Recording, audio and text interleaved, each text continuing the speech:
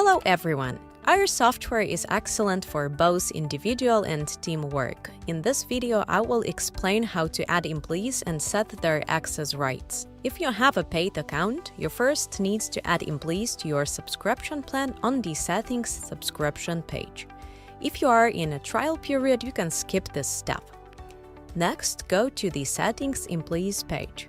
Here you will see few sections. In this video, we will pay attention to pages, roles, and employees. In a separate video that will be available soon, you'll find out how to calculate payroll and apply commissions. Role. That's the number of rights and accesses to various actions in the system. By default, basic roles with some preset permissions are already created for you. The names of the roles depend on the type of activity you selected during registration. Those can be engineer, manager, full access to the system, tailor, technician. You can edit or delete existing roles and create new ones. How to create a new role. To create a new role, click on the plus role button. Enter the title and select the actions in the system that will be available to employees with this role. For more information about each section and permissions, please go to our knowledge base linked in the description. In addition to basic permissions, there are several important settings.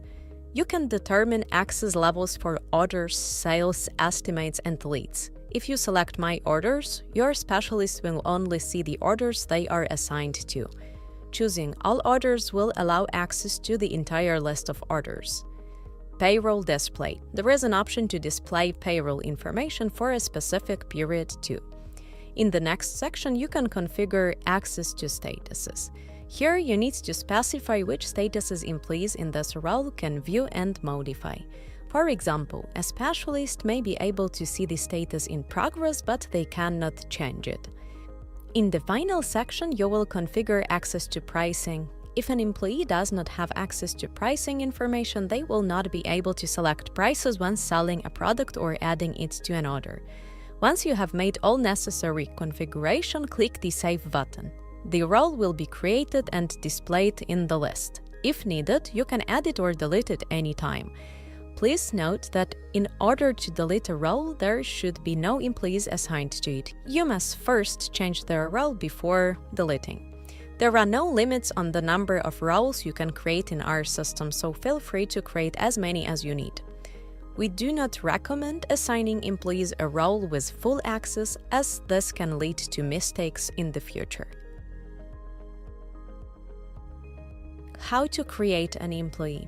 You can add employees yourself or invite them. First, let's create an employee manually. Click on the plus employee button. Fill in information about the employee: first name, last name, email. Note that email field is unique for everyone in the system. Two employees cannot have the same email.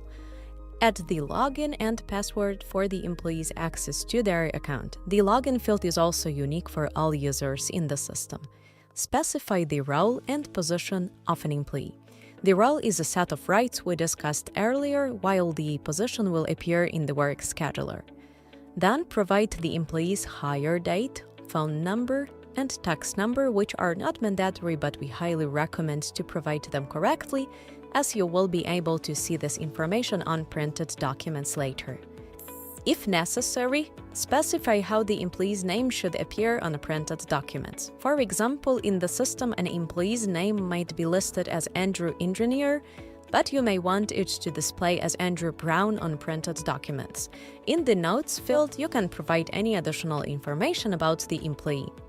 To improve security within your company, use the checkbox Automatically Log Out User once a day. If you want an employee to access the Business Insights app and track profit and reports, mark the checkbox for access to the Business Insights app. This app is usually used by owners and managers. If your company has multiple locations, specify in which location the employee will work. Set access rights for locations and cash registers for this employee's account by navigating to the Access tab. Here you can check which locations, cash registers, and warehouses will be available to this employee. Once you have completed these steps, click on Save. The employee will be now created. Now let's look at how you can invite your employees into the system. Click on Invite Employee. In the email field, specify the email address where an invitation will be sent. Specify their role. If necessary, mark the checkbox Automatically Log Out User once a day to increase security, and configure access rights for locations, cash registers, warehouses for this employee before clicking on Send Invitation.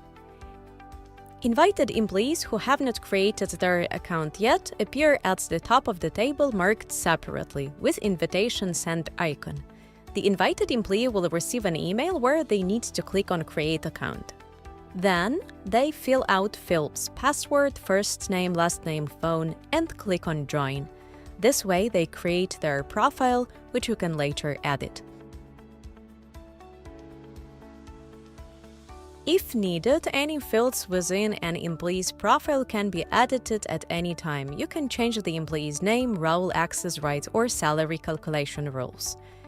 You also have the option to delete an employee. After deleting an employee from the system, you will be able to remove them from the subscription plan as well. Please note that if there are open orders, leads, estimates, or tasks assigned to that employee, you will need to reassign them. If you accidentally delete an employee, you can contact our technical team via chat in your profile to restore their profile. If you'd like to block an access to the system but are not ready to delete the employee yet, you can deactivate the user. This way, they will remain on the list of users and will still be included in the subscription plan, but will not be able to log into the system.